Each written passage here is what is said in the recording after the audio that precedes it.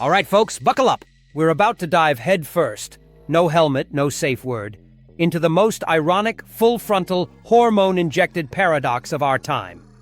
How trans women, the self-declared gender rebels, have circled the entire damn block and parked us right back in 1953 with a fresh coat of lipstick and a dick tucked behind a Target thong. Remember feminism? That dusty old movement your college professor swore was changing the world while grading your essay on the semiotics of Beyoncé? Yeah, that thing. Feminism once said, you don't have to be June Cleaver with a perm and a pie to be a woman. Now, apparently, if you don't cry at mascara ads and own at least 3 pastel wigs, you're not really embracing your inner goddess. Progress, Sam. Now with more cleavage and fewer chromosomes. Let's set the scene. The suffragettes once marched in mud-soaked boots to claw their way into the ballot box. Fast forward a century, and now Chad Lynn struts into a Planned Parenthood, demands a free pap smear, and screams oppression if the nurse hesitates. I'm sorry, Susan B. Anthony, we failed you. Your corpse is probably spinning so hard in your grave it's a renewable energy source. See, feminism used to scream, women are more than just appearances. Then trans ideology stumbled in like a drag queen blackout at a sociology seminar and slurred, but what if being a woman means being really pretty and dramatic and having lots of feelings? And everyone clapped.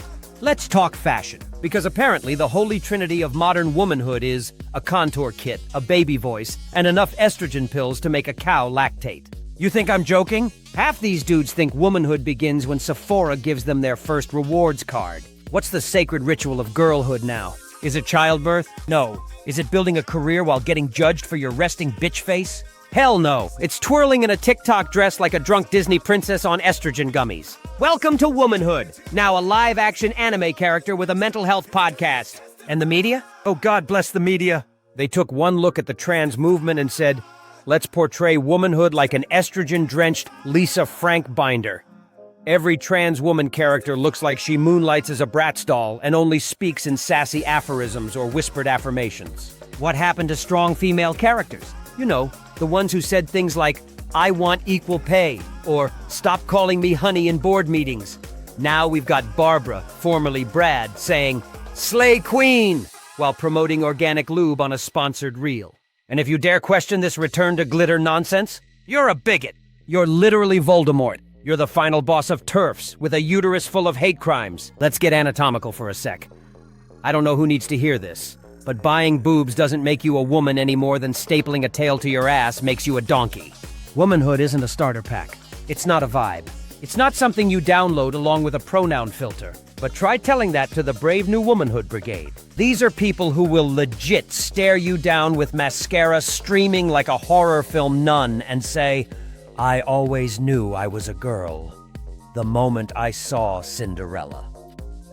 Because nothing says authentic lived experience like basing your identity on a cartoon mouse's sidekick. And God help us with the sports. Oh, the sports! Remember when feminists fought for decades to get women into competitive athletics? Now, the moment Becky trains for 10 years to swim at the national level, she gets curb-stomped by Kevin, who joined the girls' team last Tuesday and still smells like Axe body spray. But hey, representation matters. And don't you dare complain. You think it's about fairness?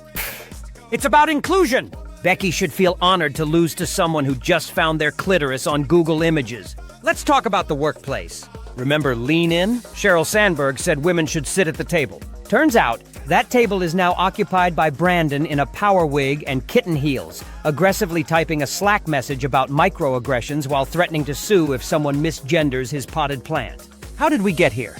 Feminists said, we don't want to be reduced to our bodies. Trans activists said, cool. So let's define ourselves entirely by soft skin and delicate bones we bought on Etsy. And don't even get me started on the tampon sponsorships. There's nothing more empowering than seeing a 6'3" ex-Marine holding a box of Tampax like it's a goddamn Oscar. Let's pause and reflect. This isn't representation. It's not even parody. It's cosplay with legal backing and a fan base that will try to dox your dog if you say the wrong pronoun. Speaking of pronouns, remember when we had those? You know, the things that clarified who you were referring to in a sentence? Now you need a fucking spreadsheet to get through a group chat. Hi, I'm Lex. She, a they, Faye, Void Star. I'm a polyamorous, gender-fluid elf. I don't know what that means, Lex, but I hope your parents are proud and your therapist has a good cancellation policy. Let's bring it home, because here's the final kick in the ovaries. While women are still fighting to be taken seriously in medicine, politics, law, actual fields that matter, trans ideology has turned womanhood into a burlesque act with a Patreon. And we're supposed to clap, because clapping means we're inclusive. And if you're not inclusive, you're basically Hitler in a halter top. So what's the takeaway here? We didn't smash the patriarchy.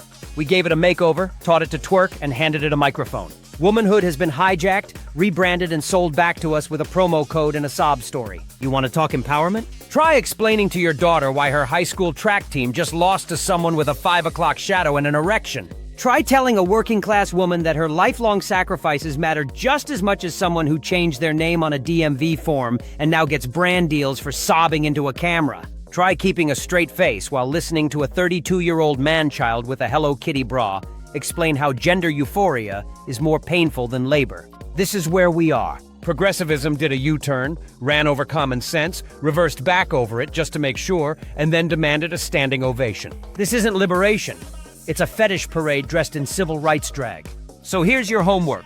Next time someone tells you trans women are women, ask them to define either of those terms without using the word feels.